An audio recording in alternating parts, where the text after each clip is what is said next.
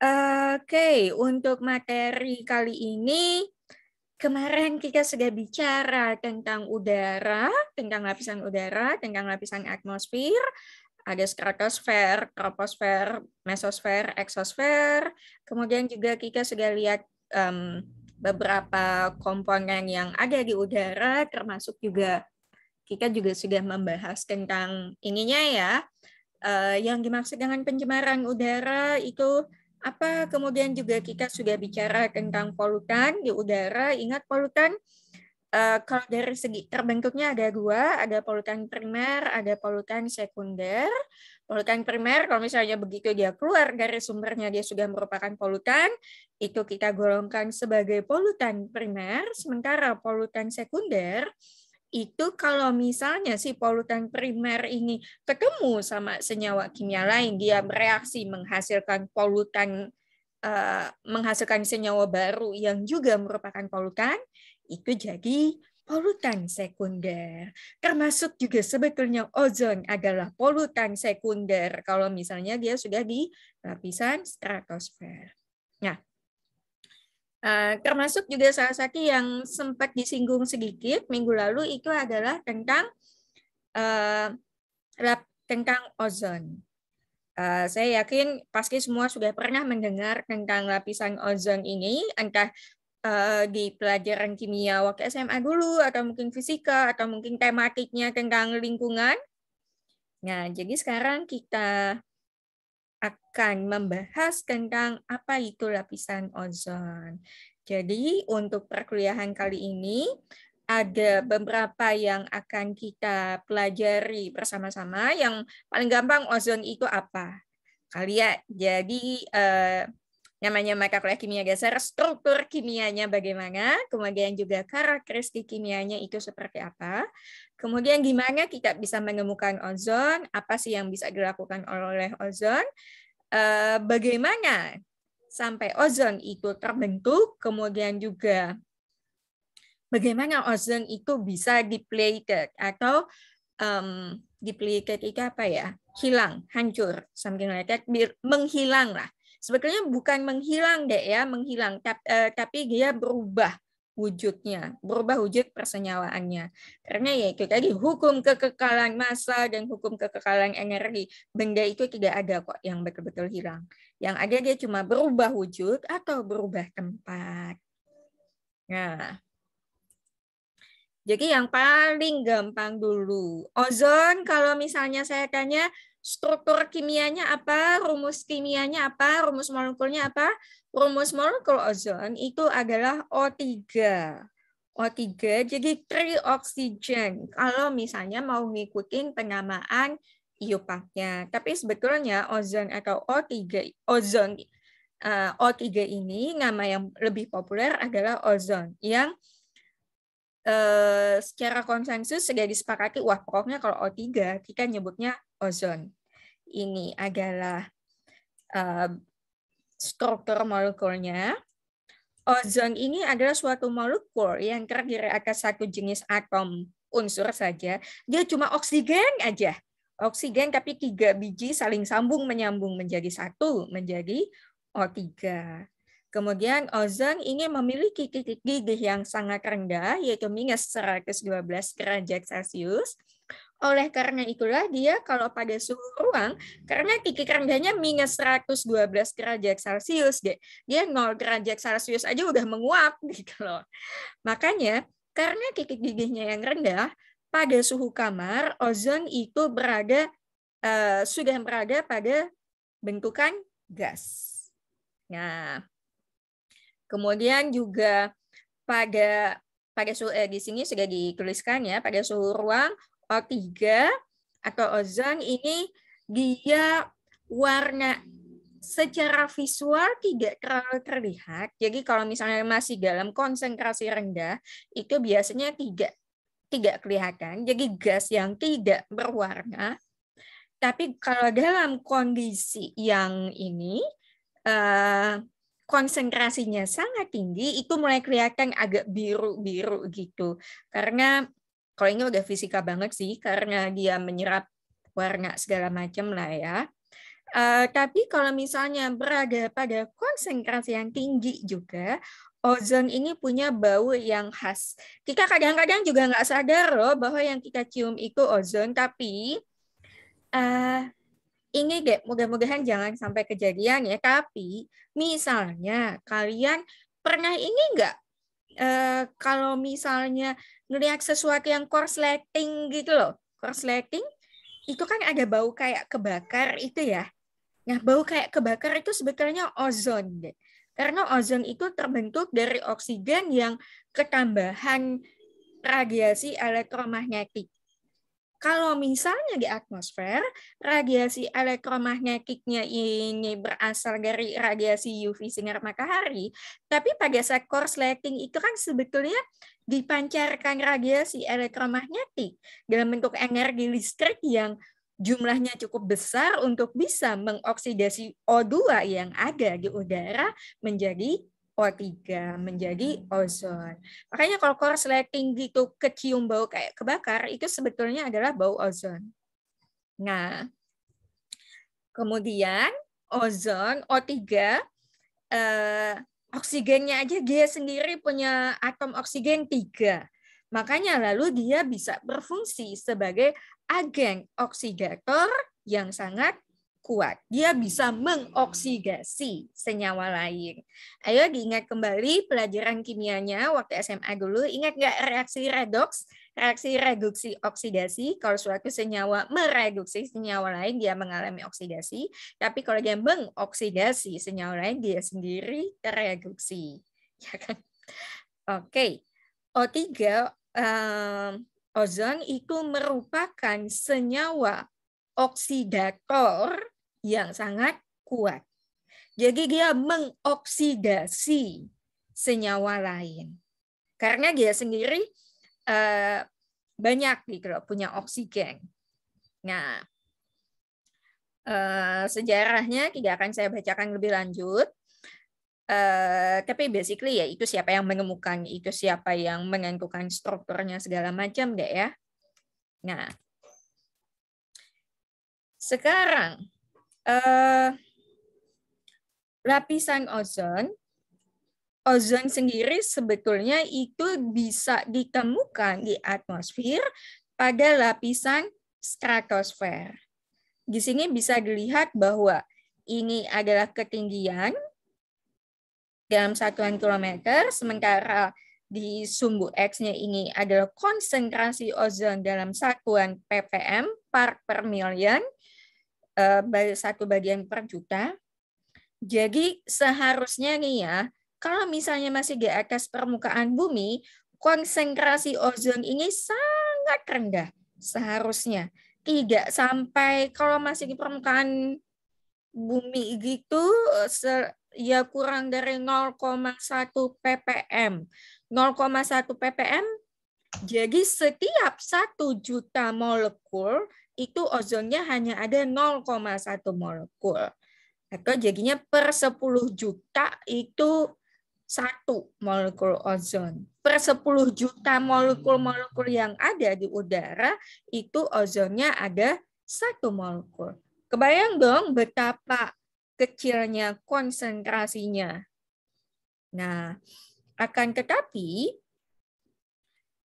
sekarang bisa dilihat di grafik ini bahwa dengan semakin bertambahnya ketinggian dari permukaan bumi, maka konsentrasi dari ozon itu menjadi semakin besar.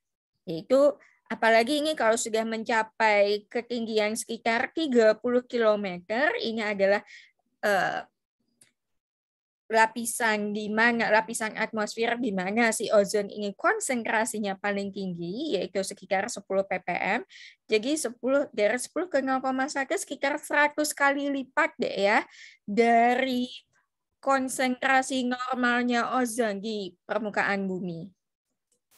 Nah, jadi ozon itu naturally seharusnya secara alamiah dia berada di lapisan stratosfer. Di sanalah dia seharusnya berada. Nah, Kemudian apa sih namanya? Ozon itu secara alamiah itu memang ditemukan di lapisan stratosferik, dan ini produksi ozon berlangsung secara alamiah melalui reaksi fotokimiawi. Reaksi fotokimiawi antara oksigen yang ada di lapisan stratosfer dengan, kalau reaksi fotokimia, ingat tidak reaksi kimia yang bagaimana? Fotokimia. Fotonya itu berasal dari kata foton. Foton itu kalau kita bicara foton, maka kita akan bicara tentang radiasi elektromagnetik. Jadi ingat, radiasi fotokimia itu adalah reaksi kimiawi yang melibatkan radiasi energi dari radiasi elektromagnetik. Nah, jadi ozon yang dihasilkan secara alamiah melalui reaksi fotokimiawi di lapisan stratosferik ozon itu disebut sebagai good ozone atau ozon yang baik.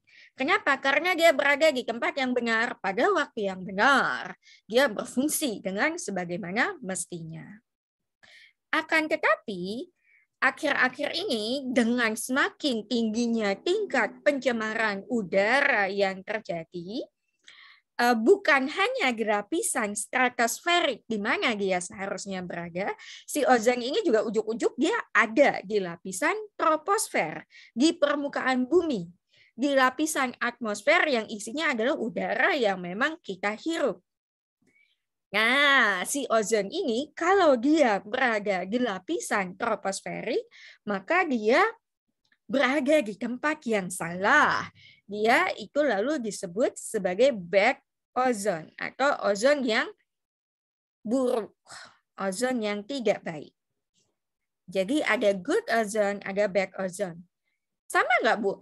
Sama-sama ozon. Lalu yang membedakan apa? Yang membedakan adalah good ozon kalau misalnya dia berada di tempat yang seharusnya, yaitu di lapisan stratosferik. Kalau si ozon ini ujuk-ujuk justru adanya di lapisan troposferik, dia justru menjadi suatu iritan, dia justru menjadi suatu polutan, maka dia disebut sebagai bad ozone. Nah, sekarang kita ke yang baik-baik dulu ya, Dek ya. Mulailah sesuatu dengan yang baik. Nah, jadi ozon itu adalah salah satu, kalau misalnya dia sudah berada di ini, apa sih namanya? Kalau dia berada di tempat yang seharusnya, yaitu di lapisan stratosferik, dia disebut sebagai good ozone. Kenapa? Karena dia punya fungsi penting di sana.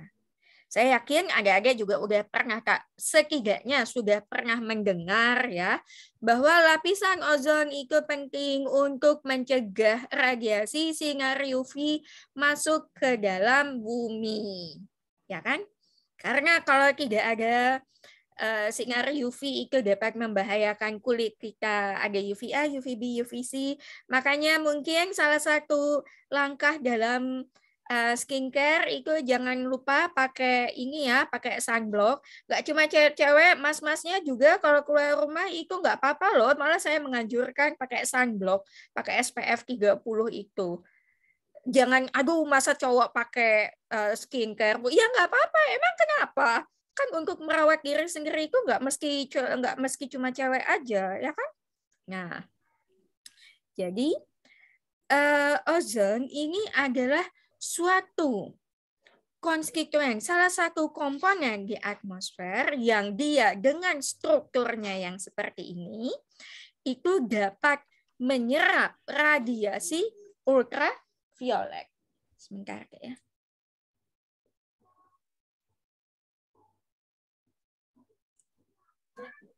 Nah, lapisan.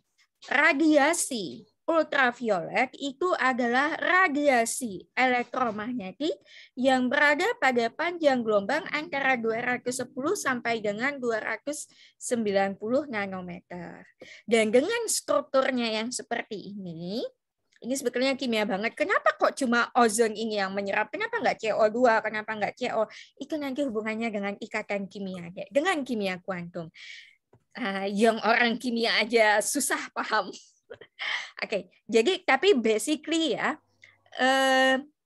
ozon itu strukturnya memungkinkan dia untuk menyerap radiasi yang berada pada panjang gelombang 210 sampai dengan 290 nanometer, yaitu radiasi UV. Oleh karena itulah dia lalu dapat menyerap radiasi UVB. Apa yang terjadi pada saat si ozon itu menyerap radiasi UV tadi? Jadi ini ceritanya si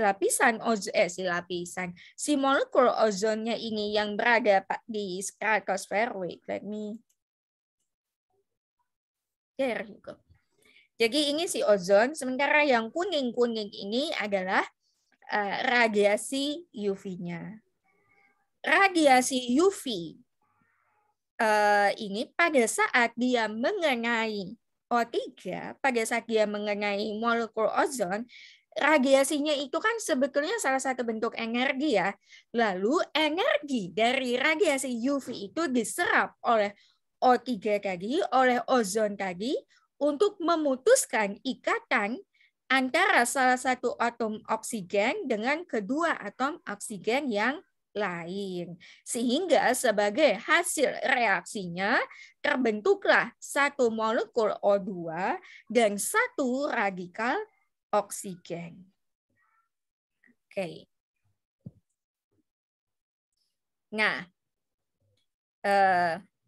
jadi misalnya saya tanyakan ke apa yang terjadi ketika ozon kenapa ozon bisa menyerap radiasi dapat menyerap radiasi ultraviolet dari matahari? Karena dengan strukturnya molekul ozon ini dapat menyerap radiasi UV tadi untuk memutuskan ikatan antar atom di dalam molekulnya, menghasilkan radikal O dan molekul O2. Nah, oleh karena itu, karena sebelum dia bisa masuk ke lapisan troposfer, si radiasinya ini udah keburu habis duluan, maka radiasi UVB yang berbahaya terhadap manusia tadi lalu tidak sempat masuk karena yaitu tadi sudah diserap duluan oleh ini oleh si molekul ozonnya. Oleh karena itulah lalu pentingnya lapisan ozon ini adalah untuk menyerap radiasi UVB dari matahari, karena radiasi UVB dari matahari ini dapat menyebabkan berbagai penyakit seperti misalnya kanker kulit, kemudian juga katarak pada mata. Jadi sebetulnya orang-orang yang berada di daerah tropik di garis khatulistiwa, kenapa warna kulitnya itu lebih gelap? Karena kita memang secara alamiah ini lebih banyak memproduksi melanin, dan melanin ini yang membantu sebetulnya juga sistem metabolisme tubuh yang membantu untuk melindungi tubuh kita, melindungi kulit kita dari radiasi UV. Merhatiin nggak sih? Padahal kalau kita ya, apalagi kan ini sebagian besar orang kita masih mikir, waduh kalau kulitnya putih kayak orang-orang bule kayak gitu, kok kayaknya cakep ya. Padahal itu lebih rentan kena kanker kulit. Karena melaninnya rendah deh. Jadi mereka merhatiin nggak? Kalau perhatiin, maksud saya kalau ini kita kan kalau berjemur di bawah matahari ini paling jadi gosong doang kan ya, gosong jadi tambah hitam, tambah dekil aja. Tapi pulang-pulang luluran mah udah beres ya. Nah, tapi kalau yang kulit putih kayak gitu, Caucasian itu kan Caucasia. Kalau yang rasnya Caucasia itu kulit mereka lebih putih, lebih pucat karena produksi melaninnya lebih rendah. Oleh karena itu, kalau kena radiasi UVB, karena tidak ada melanin yang membantu menyerap itu, lalu kulit mereka itu meradang. Makanya jadi merah gitu loh kulitnya. Jadi kalau misalnya mungkin adik-adik atau mungkin ada temennya yang kulitnya putih gitu, terus tapi ini apa sih namanya kalau kena matahari dikit langsung merah meradang gatal itu, ya itu tadi karena produksi melaninnya kurang, begitu kulitnya kena radiasi UV jadi radang seperti itu. Makanya jangan pernah lupa pakai sunblock kalau keluar rumah ya. Kecuali Anda tipe sultan yang keluar rumah dikit udah masuk mobil gitu. Padahal cuma ke warung 200 meter udah pakai mobil, itu sultan sekali itu.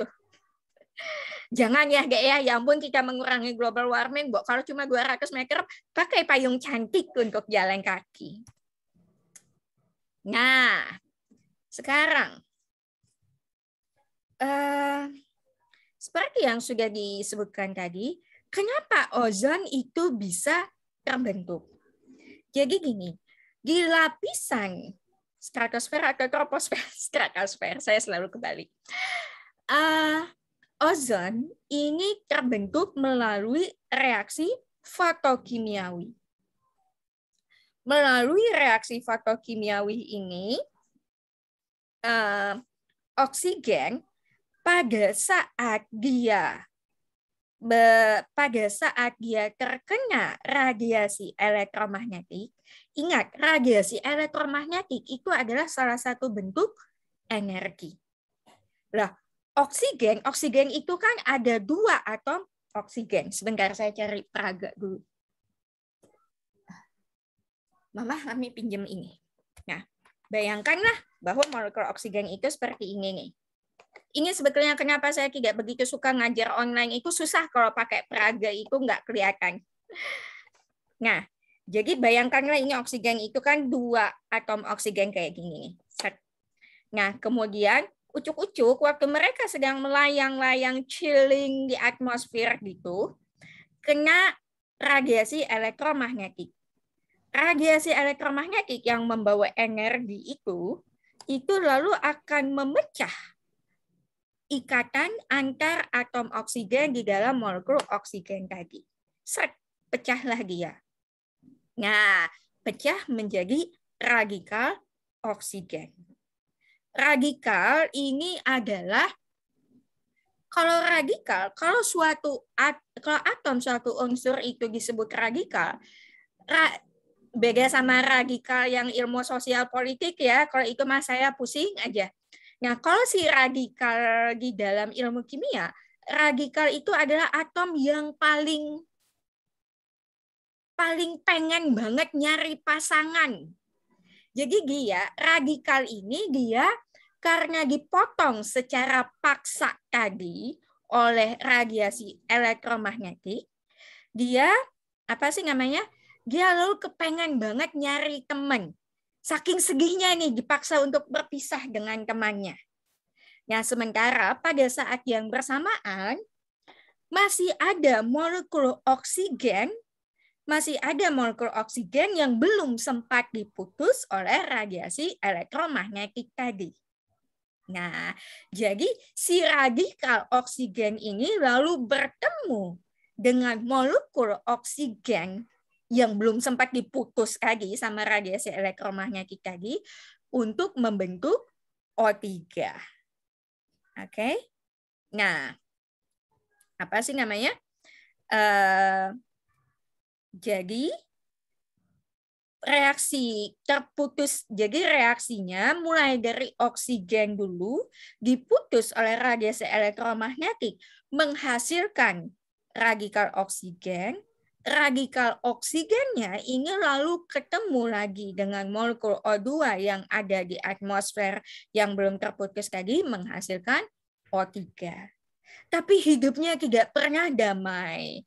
Ini kayak sinetron Indonesia aja. Pokoknya tidak akan tamat, tidak akan itu hidupnya si protagonisnya ini aman, damai, sentosa. Si O3 ini lalu dia ketemu radiasi elektromagnetik yang kerjaannya adalah memutus ikatan.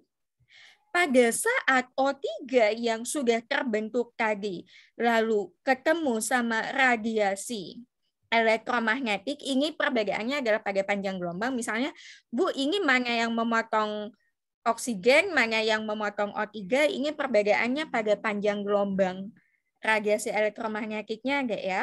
Nah, si O3 ini lalu terputus lagi menghasilkan O2 dan menghasilkan radikal oksigen. Jadi reaksinya itu bolak-balik aja di atmosfernya itu. Oksigen putus menghasilkan radikal oksigen ketemu O2 menghasilkan O3, O3-nya putus lagi menghasilkan radikal oksigen dan O2. Makanya lalu dituliskannya dalam bentuk siklik semacam ini. Nah, sekarang, oh iya saya lupa ini animasinya ada suaranya. Nah, sekarang kebayang dong bahwa reaksi yang muter-muter itu tadi seakan-akan kan dalam lingkaran setan. Enggak, maksud saya reaksinya itu berjalan terus-menerus. Dia terbentuk, kemudian pecah, kemudian terbentuk lagi, kemudian pecah lagi, terbentuk lagi, dan seterusnya. Jadi sebetulnya dalam kondisi alami, atmosfer lapisan ozon tersebut berada dalam keadaan steady state. Steady state atau seimbang. Equilibrium level, berada dalam kesetimbangan.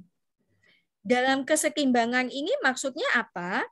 Banyaknya O3 yang dihasilkan dari reaksi yang siklik tadi sama dengan banyaknya ozon yang terurai melalui reaksi fotokimiawi tadi. Nah, sekarang bayangkan gini. Secara alamiah oksigennya ini sudah ada nih dalam konsentrasi yang cukup untuk menyerap radiasi UV. Di atmosfer sudah ada ozon dalam jumlah equilibrium, dalam jumlah seimbang, yang jumlahnya itu memang sudah cukup untuk menyerap radiasi UV yang berbahaya. Nah, sekarang tapi kan senyawa-senyawa yang ada di lapisan ozon tadi dia tidak statis, dia tidak statis, dia dinamis, ya kan? Ozon ini terus-menerus terbentuk dan pada saat yang bersamaan ozon yang sudah terbentuk tadi juga terus-menerus terurai. Tapi jumlah total ozon yang ada di atmosfer itu tetap. Seharusnya tetap.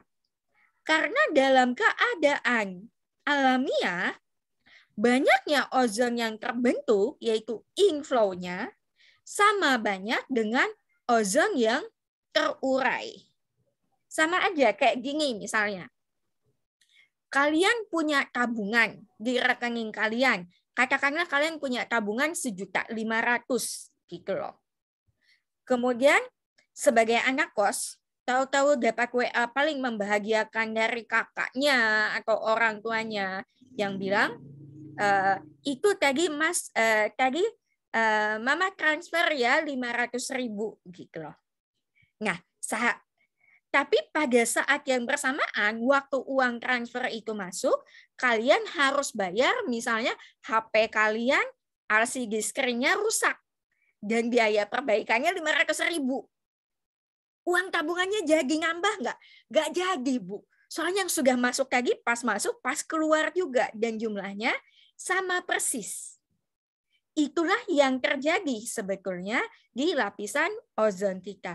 Ozonnya terus-menerus terbentuk, tapi juga pada saat yang bersamaan, ozonnya itu juga ada yang terurai. Tapi karena kondisinya balance, kondisinya seimbang, yang terbentuk tadi, jumlah yang terbentuk, waktu reaksi dan jumlah yang terbentuk sama dengan jumlah yang terurai dan waktu peruraiannya itu juga sama. Oke, makanya lalu diadakan disebut sebagai dalam keadaan setimbang. Nah, sekarang permasalahannya adalah salah satu permasalahan lingkungan yang dihadapi beberapa dekade yang lalu itu adalah penipisan lapisan ozon. Penipisan lapisan ozon ini maksudnya gimana? Pada saat terjadi penipisan lapisan ozon, ini justru kita mengkatalisis atau mempercepat peruraian ozonnya. Tapi tidak ada yang mempercepat laju pembentukannya. Kenapa bisa seperti itu? Karena gini, dengan semakin bertambahnya aktivitas manusia dan semakin macam-macam gitu ya, aktivitas manusia termasuk juga jumlah dan jenis senyawa-senyawa kimia yang dilepaskan ke atmosfer itu semakin macam-macam. Beberapa senyawa, yaitu antara lain adalah NOx. Masih ingat ya, NOx ini bisa nitrogen monoksida atau nitrogen dioksida atau juga hidrogen peroksida, kemudian juga klorin, senyawa-senyawa klorin dan bromin yang semacam ini. Ini adalah senyawa-senyawa yang mempercepat laju peruraian ozon. Nah, sekarang jadi sementara laju pembentukannya ya segitu-segitu aja, laju peruraiannya, laju terurainya ozon ini justru menjadi semakin besar. Ya sama aja kayak kalau misalnya kayak tadi Anda ditransfer, Anda dapat transferan misalnya tiap 2 minggu sekali. Kemarin-kemarin mungkin Anda pengeluaran ya biasalah ya. Tapi sekarang lalu diajakin teman hangout ngopi-ngopi cantik di kafe atau kemudian juga sekarang ikut ini yuk nonton ada film baru Marvel whatever segala macam lalu jadi nonton, kemudian juga, kamu mah nggak BFF kalau misalnya sepatunya nggak samaan gitu loh. Terus jadi pengeluaran Anda jadi semakin bertambah segala macam, padahal pemasukan mah segitu-segitu aja. Apa yang terjadi sekarang? Kondisi setimbang tadi terganggu deh. Masuknya tetap aja, lubangnya semakin banyak. Lubang pengeluarannya semakin banyak. Jadi jumlah ozon yang tadinya setimbang, lama-kelamaan jadi semakin berkurang. Kenapa? Yaitu tadi, karena sekarang di atmosfer semakin banyak senyawa yang mengkatalisis atau mempercepat laju peruraian ozon. Nah, lapisan ozon ini adalah lapisan yang kalau secara konsensus ya, lubang ozon atau ozone hole ini adalah area di mana adalah area atau wilayah lapisan atmosfer di mana di daerah tersebut konsentrasi ozonnya ini kurang dari 220 Dawson unit. Ini bisa dilihat di sini. Nah, jadi beberapa daerah mungkin konsentrasi ozonnya ini masih cukup tinggi, terlihat dari warna kuningnya ini. Tapi kalau di daerah kutub sebagian besar ini lapisan ozonnya ini sudah semakin rendah. Karena yaitu tadi peruraian ozonnya ini menjadi semakin cepat. Nah, jadi kenapa bisa seperti itu? Kenapa? Wait, how do this one? Jadi begini, peruraian lapisan ozon ini terutama yang sangat kontributor utamanya salah satunya ini adalah senyawa yang namanya CFC, klorofluorokarbon. Klorofluorokarbon ini adalah karbon yang mengikat klorin dan fluorin. Klorinnya ini sih yang paling bandel, yang paling berbahaya. Nah, jadi gini.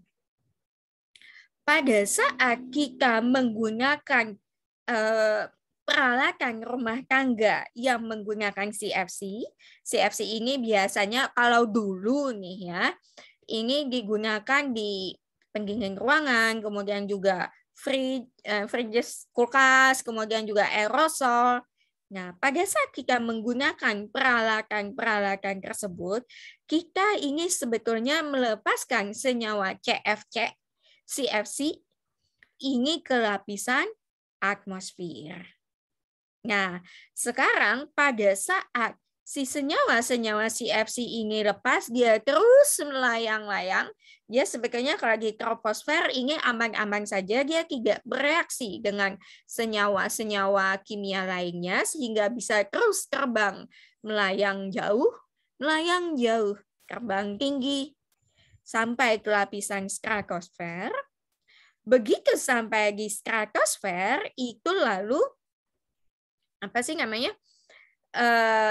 Di lapisan stratosfer, senyawa CFC yang terdiri atas klorin, fluorin, dan karbon ini tadi ketemu radiasi ultraviolet, lalu dia pecah, menghasilkan klorin. Ingat ya, radiasi elektromagnetik ini mah hobinya gitu. Dia hobi sekali memecah-mecah persatuan antar atom yang ada di dalam suatu molekul. Jadi jangan sampai Anda menjadi seseorang yang bersifat radiasi elektromagnetik ya dalam hidup ini. Jangan suka memecah belah persatuan. Nah, kemudian si CFC tadi sekarang karena dia pecah menjadi salah satunya klorin, si klorin yang dilepaskan dari CFC ini lalu dia bereaksi dengan ozon sehingga mendisosiasikan sehingga memecah O3 tadi. Memecah O3 tadi menjadi radikal ozon menjadi radikal oksigen dan O2.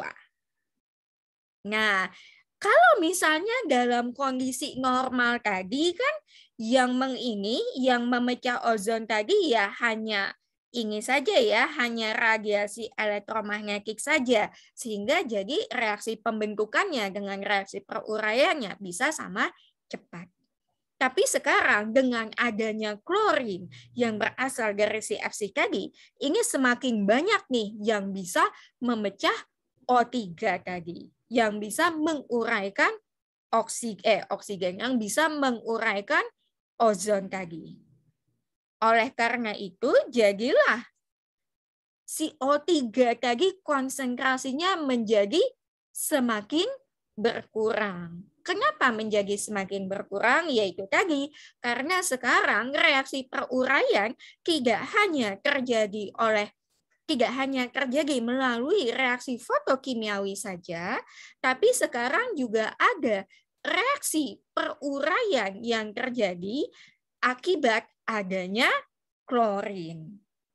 Karena ketidakseimbangan antara laju peruraian O3, antara laju peruraian ozon dengan laju terbentuknya ozon itu tadilah lalu konsentrasi ozon yang ada di lapisan stratosfer ini lalu menjadi semakin rendah.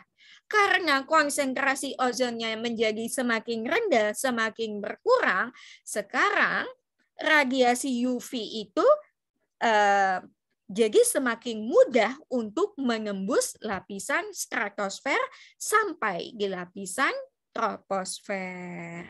Paham ya? Nah, sekarang permasalahannya ada, Jadi ini tadi adalah permasalahan tentang menipisnya lapisan ozon yang ada di stratosfer. Tapi permasalahan tentang ozon itu tidak hanya terkait dengan berkurangnya molekul ozon yang ada di lapisan stratosfer, akan tetapi juga permasalahan dengan ozon adalah pada saat ozon itu bukannya dia berada di stratosfer, di mana dia berfungsi untuk menyerap radiasi UV, akan tetapi pada saat si ozon ini berada di lapisan troposfer. Nah, jadi pada saat ozon berada di lapisan troposfer, kenapa kok ozon tiba-tiba bisa berada di lapisan troposfer? Ini terjadi kalau misalnya beberapa jenis polutan, antara lain yaitu nitrogen NOx, nitrogen oxide, bisa nitrogen monoksida atau nitrogen dioksida, atau karbon monoksida, atau senyawa-senyawa VOC. Ingat volatile organic compound, masih ingat ya? Minggu lalu ini adalah senyawa-senyawa organik yang mudah menguap. Mereka ini pada saat mereka melayang-layang di atmosfer, di lapisan troposfer ini, kemudian terkena radiasi UV, maka lalu mereka mengalami reaksi fotokimiawi yang mendorong pembentukan ozon. Loh, bukannya kita perlu, Bu, ozon? Iya perlu, tapi ozon itu harusnya di stratosfer ini loh, jangan di troposfer. Kenapa? Karena kalau di troposfer ini kan adalah lapisan atmosfer yang udaranya kita hirup. Dan kalau ada ozon ini ingat, tadi salah satu sifat ozon apa? Sifat ozon ini dia adalah senyawa yang merupakan oksidator yang sangat kuat. Dia sangat mudah mengoksidasi berbagai macam senyawa lainnya, termasuk juga senyawa-senyawa pelindung yang ada di tubuh kita.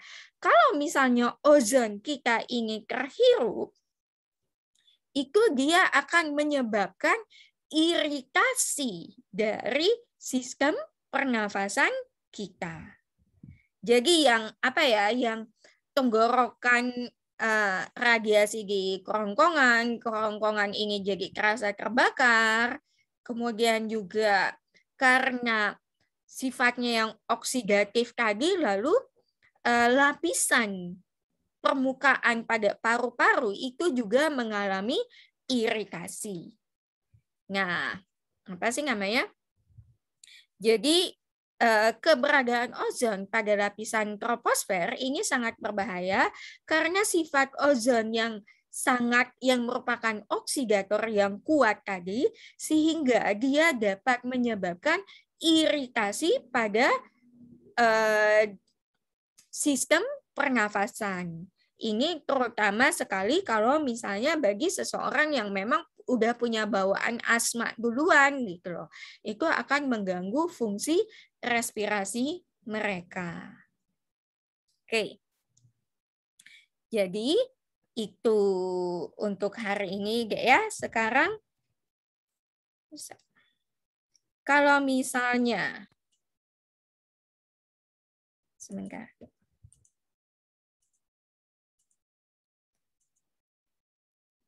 Tadi outline-nya cross check aja.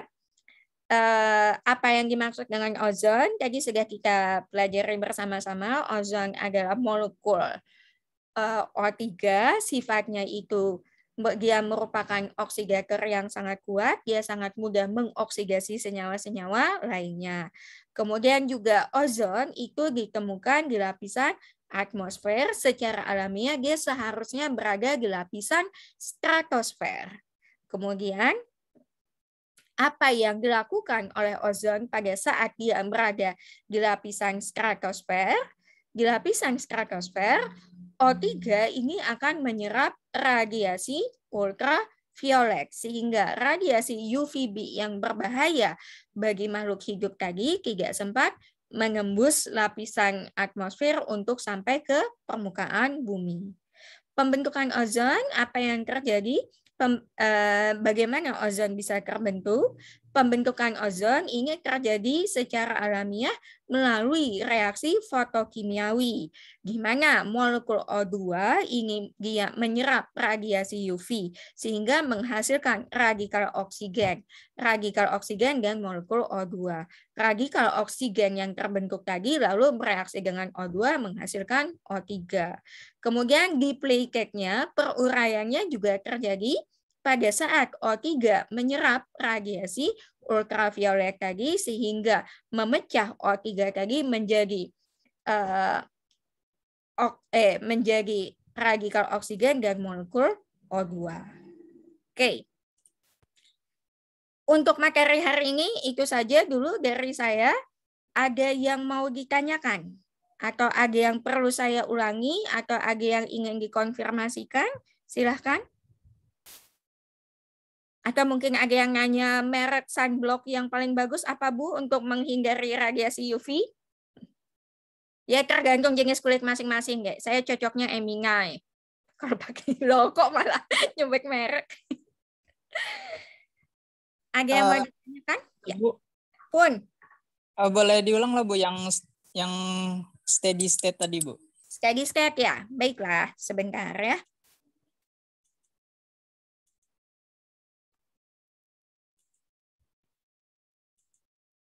Yang ini ya, Dek? Iya, Bu. Oke. Steady state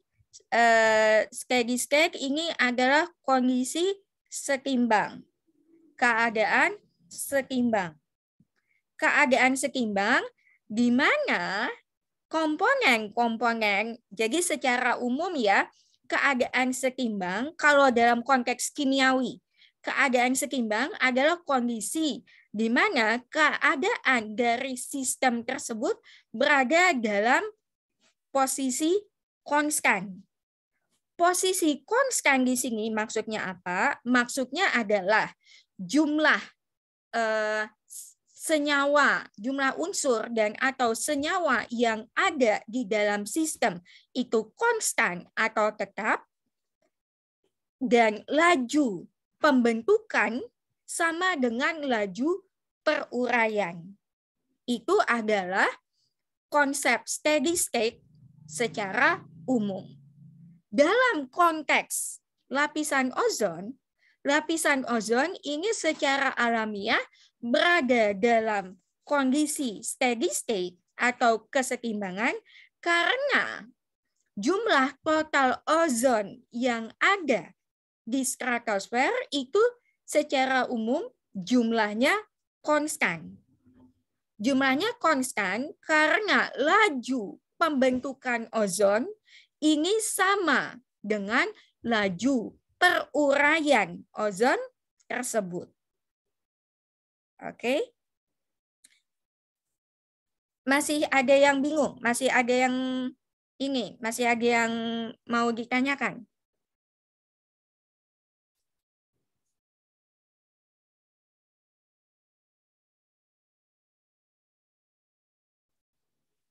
Oke. Cukup? Atau ada lagi yang mau ditanyakan?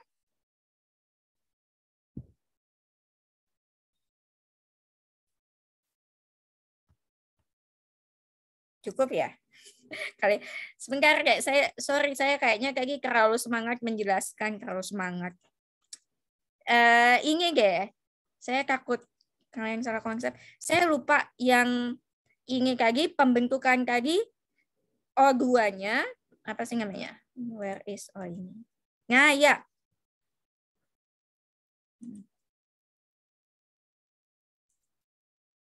Yang ini deh ya.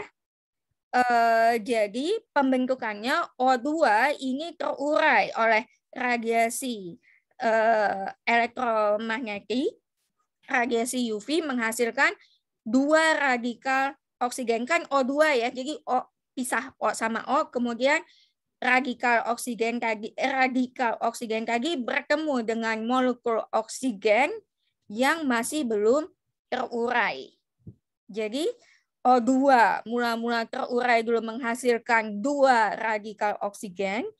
Kemudian radikal oksigen yang sudah terbentuk tadi ini bereaksi dengan O2, dengan molekul O2 yang belum terurai. Kayaknya tadi saya sempat bilang O2 menghasilkan O dan O2 gitu loh. Enggak. Jadi O2 waktu terurai menghasilkan 2 radikal oksigen, kemudian dia dapat bereaksi dengan O2 yang belum terurai dengan sisa-sisa O2 yang belum putus tadi, ya. Oke. Ya. Ada lagi yang mau ditanyakan sebelum saya akhiri dan kita ketemu lagi di hari Rabu? Ini udah setengah perjalanan menjelang UTS loh, deh. Gimana rasanya jadi mahasiswa sampai sejauh ini? Ternyata jadi mahasiswa gini amat ya. Saya suka ketawa lihat pengakan saya itu, dia kayak yang stres banget. Begini kakak kamu jadi mahasiswa. Iya. Ya sudah. Kalau belum ada pertanyaan, mungkin saya cukupkan sampai sekian dulu.